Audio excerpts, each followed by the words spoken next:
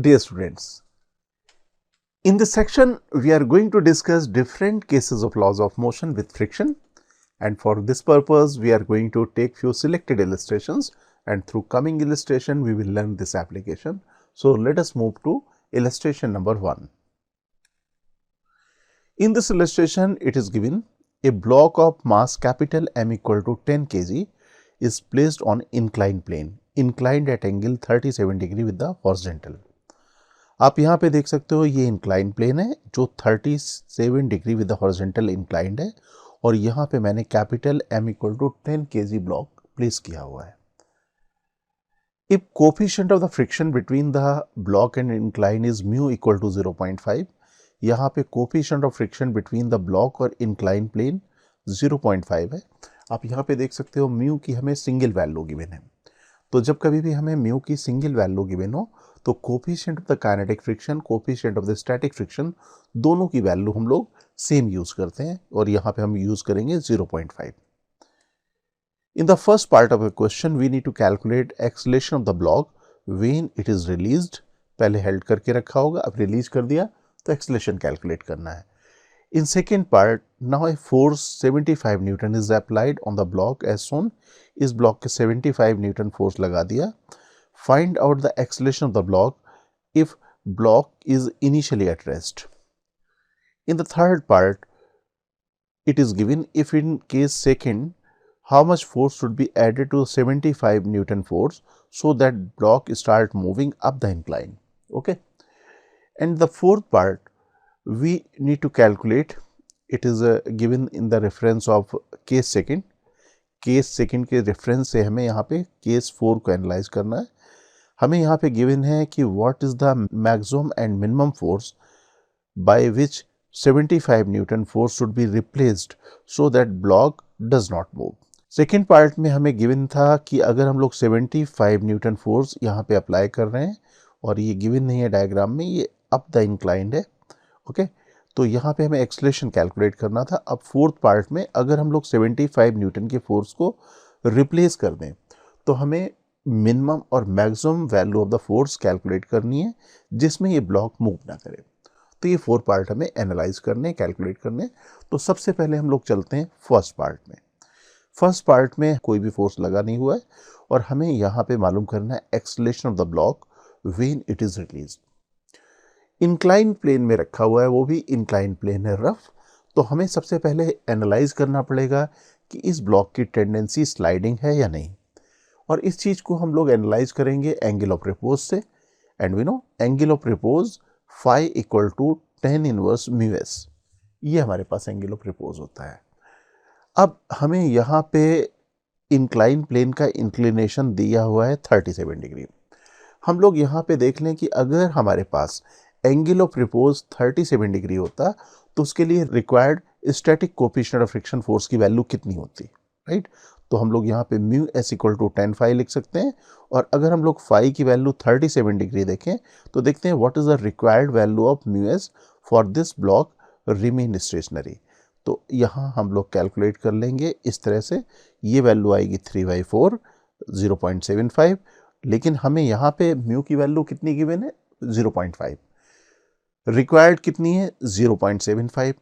अगर 0.75 यहाँ पे कोफिशिएंट ऑफ फ्रिक्शन होता तो ये स्लाइडिंग टेंडेंसी में नहीं आता, स्लाइड नहीं करता. लेकिन यहाँ पे 0.5 है coefficient of friction, it means it will slide. हम लोग कह सकते हैं कि अब ये ब्लॉक स्लाइड करेगा. स्लाइड करने का मतलब नीचे की तरफ स्लाइड करेगा. अगर नीचे की तरफ स्लाइड करेगा तो हम लोग यहाँ पे कहेंगे friction will act in the upward direction, और ये फ्रिक्शन का नेचर हमारे पास अब होगा स्लाइडिंग, राइट. अब हम लोग यहाँ पे फ्री बॉडी डायग्राम ड्रॉ कर लें क्योंकि हमें एक्सेलरेशन कैलकुलेट करना है. तो इस ब्लॉक को हम लोग यहाँ पे theta equal to 37 degree angle पे प्लेस कर देते हैं. ये 37 डिग्री एंगल है, राइट. यहाँ पे लगने वाले फोर्सेस हैं, पहला तो हमारे पास है वेट, और वेट के कंपोनेंट हम लोग यहाँ पे इंक्लाइन प्लेन में parallel to the incline and perpendicular to the incline करेंगे. Normal reaction and friction force, right. mg cos theta, mg sin theta, this is the normal reaction, and friction as discussed that will act in the upward direction. इस तरह से act करेगा, और friction होगा हमारे पास यहाँ पे स्लाइडिंग, दैट इज काइनेटिक. तो अब हम लोग के पास फ्री बॉडी डायग्राम आ गया है, नीचे की तरफ स्लाइड करेगा तो net force will be in the downward direction. Equation of motion लिख लेते हैं। इक्वेशन ऑफ मोशन में क्या होगा, net force that is in the downward direction should be equal to mass multiplied by acceleration. तो equation of motion हो जाएगी mg sin theta minus friction force equal to m multiplied by ए। लेकिन sliding nature है यहाँ पे friction का, तो mu multiplied by n लिखेंगे, राइट। और we know n is equal to mg cos theta.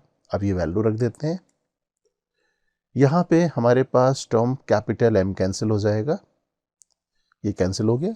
इससे हमें एक्सेलरेशन की वैल्यू मिल जाएगी, acceleration equal to g sin theta minus mu g cos theta.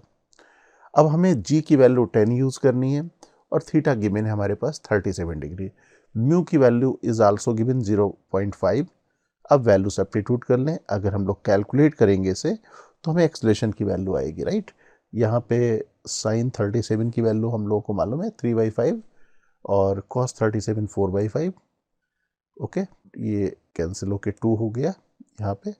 अब 3/5 माइनस 2/5 1/5 और ये 2 metre per second square. This is the acceleration. Okay, now let us move to second part. Second part of the question में दिया हुआ था, now a force F equal to 75 Newton.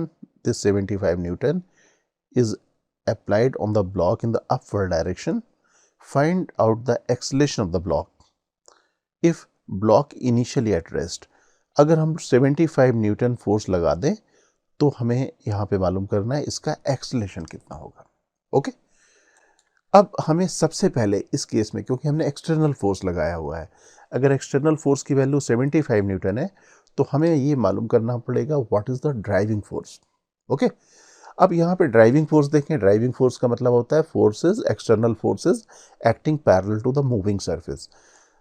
Surface जिसमें object move कर सकता है उसके parallel external force का जो नेट रिजल्टेंट होता है that is called the driving force. Okay, तो यहाँ पे अगर हम लोग देखें कौन कौन से फोर्सेस है, एक तो कैपिटल F है that is acting in the upward direction, और दूसरा वेट का कंपोनेंट है that is acting in the downward direction that is mg sin theta. Okay, तो हम लोग यहाँ पे ड्राइविंग फोर्स के लिए फ्री बॉडी डायग्राम एक बार फिर बना ले जो पहले बनाया हुआ था, और हमें मालूम है फ्रिक्शन यहाँ पे लगेगा डाउनवर्ड डायरेक्शन में। अब हम फ्रिक्शन के बारे में कह नहीं सकते कि फ्रिक्शन हमारे पास स्टैटिक होगा या काइनेटिक होगा, क्योंकि उसका तो डिसीजन हम लोग तभी ले सकते हैं कि जब हम लोग ड्राइविंग फोर्स से मैक्सिमम रेजिस्टिंग फोर्स को कंपेयर करें। तो सबसे पहले हम लोग ड्राइविंग फोर्स कैलकुलेट कर लें। Driving force should be equal to capital F minus mg sin theta, right. Capital F की वैल्यू 75, m हमें गिवन है 10 kg, g की वैल्यू 10 और थीटा इक्वल टू 37 डिग्री। यहाँ पे हम लोग कैलकुलेट कर सकते हैं, ये वैल्यू हमारे पास आएगी 100 मल्टीप्लाइड बाई 3/5। सिंप्लीफाई कर लें इसे, ये हमारे पास आएगा 75 minus 60 that is equal to 15 newton. तो अब हमारे पास 15 न्यूटन का ड्राइविंग फोर्स अवेलेबल है।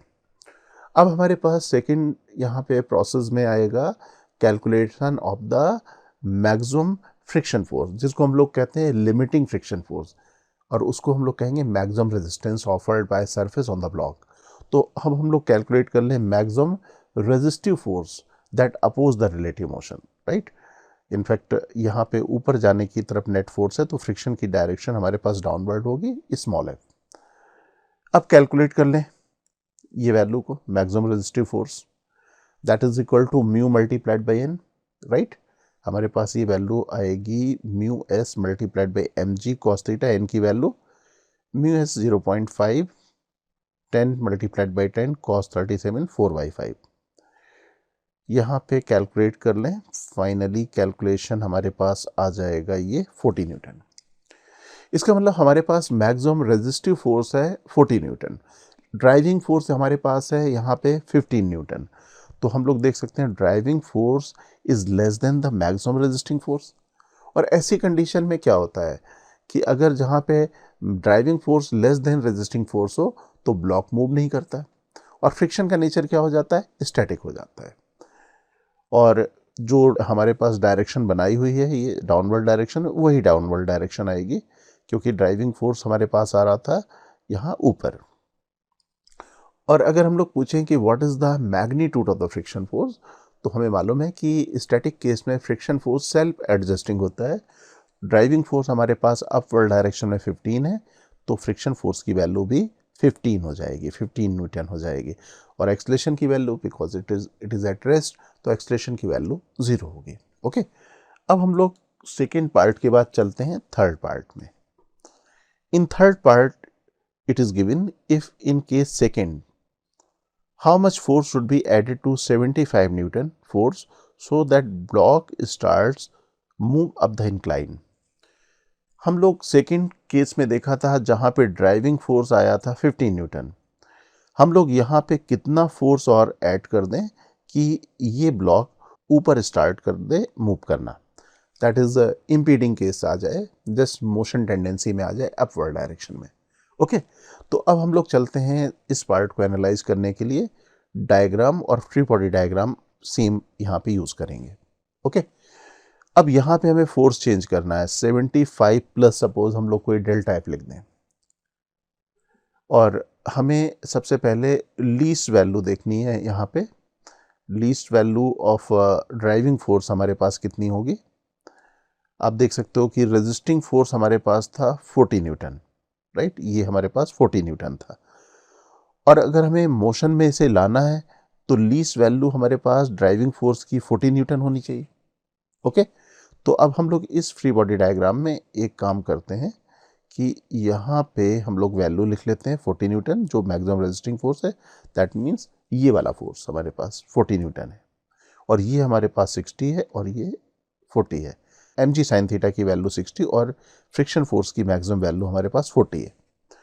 अब अगर हम इसे मोशन में लेना चाह रहे हैं अपवर्ड डायरेक्शन में, तो अपवर्ड डायरेक्शन का फोर्स एटलीस्ट डाउनवर्ड डायरेक्शन से इक्वल होना चाहिए। स्लाइटली ग्रेटर करेंगे तो मूव करना शुरू करेगा। तो हम लोग यहाँ पे क्या कह सकते हैं कि ये वैल्यू हमारे पास सपोज 75 प्लस डेल्टा एफ है, तो 75 plus delta F should be equal to 60 plus 40। Okay, तो हम लोग 60 plus 40 equal to 75 plus delta F कर देंगे। इससे कैलकुलेट करेंगे तो डेल्टा एफ की वैल्यू हमारे पास आएगी 25 न्यूटन। इसका मतलब क्या हुआ, if we add delta F equal to 25 newton in upward direction, block will start sliding in the upward direction, ऊपर की तरफ मूव करना शुरू कर देगा। अब हम लोग चलते हैं नेक्स्ट पार्ट में। नेक्स्ट पार्ट है अब फोर्थ पार्ट। फोर्थ पार्ट में गिवन है इफ इन केस सेकेंड, इसी का रेफरेंस ले रहे हैं यहाँ पे भी, what is the maximum and minimum force by which 75 Newton force should be replaced so that the block does not move। हम लोग यहाँ पे 75 न्यूटन फोर्स को रिप्लेस करना चाह रहे हैं, तो पूछा गया है कि कितना मैक्सिमम वैल्यू और मिनिमम वैल्यू ऑफ फोर्स हो कि ब्लॉक मूव ना करे। ओके, तो अब हम लोग यहाँ पे सेम डायग्राम को फिर से प्लेस कर लेते हैं, ये वाली सिचुएशन, राइट। सपोज हम लोग मैक्सिमम फोर्स यहाँ पे कैलकुलेट करना चाह रहे हैं। अगर मैक्सिमम फोर्स हम लोग कैलकुलेट करना चाह रहे हैं तो इस ब्लॉक की मोशन टेंडेंसी कहाँ होगी, अपवर्ड डायरेक्शन में होगी। अगर अपवर्ड डायरेक्शन में होगी तो आप देख सकते हो कि डाउनवर्ड डायरेक्शन में फोर्स है 60 और 40। तो हम लोग क्या कहेंगे कि इक्विलिब्रियम के केस में अगर हम लोग upward force equal to downward force कर दें, that is F max equal to 60 plus 40 कर दें, that will be corresponding to the maximum force. तो मैक्सिमम फोर्स के लिए F max equal to 40 plus 60 that is equal to 100 newton. तो ये हमारे पास आ गई मैक्सिमम फोर्स जो हम लोग लगा सकते हैं जिससे ये अपवर्ड डायरेक्शन में मूव करना शुरू कर दे, बल्कि इक्विलिब्रियम में रहे, राइट। मोशन टेंडेंसी में आ जाए, मूव ना करे, तो भी हम लोग कहेंगे कि मोशन टेंडेंसी इसकी अपवर्ड डायरेक्शन में होगी। अब अगर हम लोग यहाँ पे मिनिमम फोर्स के बारे में बात करें तो मिनिमम फोर्स के लिए क्या हो जाएगा, block will have tendency to slide down. उस केस में mg साइन थीटा की वैल्यू अपवर्ड डायरेक्शन के फोर्स से ज़्यादा होगी, तो सर्टेनली वो नीचे की तरफ स्लाइड करने की टेंडेंसी में आएगा। और अगर नीचे की तरफ स्लाइड करने की टेंडेंसी में आएगा तो ये फ्रिक्शन जो अभी हमारा नीचे की तरफ डाउनवर्ड डायरेक्शन में एक्ट कर रहा है, और उस केस में ये फ्रिक्शन लगने लगेगा अपवर्ड डायरेक्शन में, राइट। अब हमारे पास एफ मिनिमम हो गया, और एफ मिनिमम में इसकी मोशन टेंडेंसी आ गई डाउनवर्ड, तो फ्रिक्शन लगेगा यहाँ पे अपवर्ड डायरेक्शन में। ये मैं चेंज कर देता हूँ और ये वैल्यू भी हमारे पास स्लाइडिंग टेंडेंसी है तो 40 न्यूटन हो जाएगी। अब हम इसे फिर से इक्विलिब्रियम में रखना चाह रहे हैं, तो for the equilibrium upward force should be equal to downward force. Upward force हमारे पास एफ मिनिमम प्लस 40 न्यूटन और डाउनवर्ड फोर्स है 60 न्यूटन, तो इन्हें हम इक्वेट कर देते हैं, राइट। और इससे एफ मिनिमम की वैल्यू आ जाएगी 60 minus 40 that is equal to 20 Newton.